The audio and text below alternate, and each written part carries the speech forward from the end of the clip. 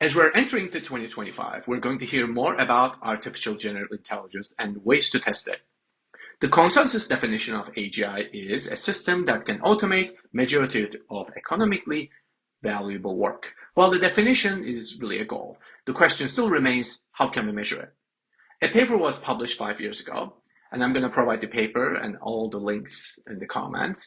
And what it did is actually introduce a testing method called ARC-AGI. This is a benchmark to measure the efficiency of AI skill acquisition on unknown tasks. So the ARC-AGI benchmark attempts to measure how efficiently a system can acquire new skills outside of its training data. The key word is training data. So it's actually not trained to do the task you ask for. So why am I talking about this right now?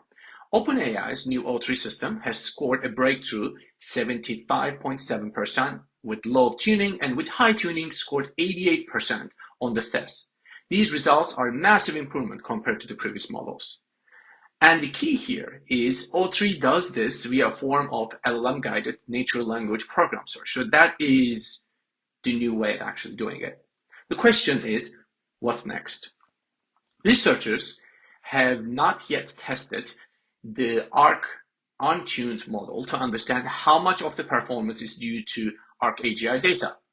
The test itself is not complicated, and most of us actually can solve it as humans. And it is not about difficulty. The measurement is about how a system can acquire new skills outside of its training data. So we're probably going to find out more about this in 2025.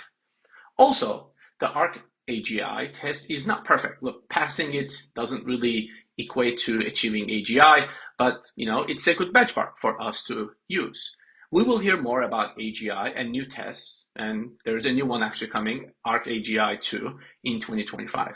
So what does this mean for you? Imagine one day you will ask a system to perform a task. It will do it even though it's not trained or programmed. What this means for us is that day will be the day the science fiction actually will turn into reality. Happy New Year.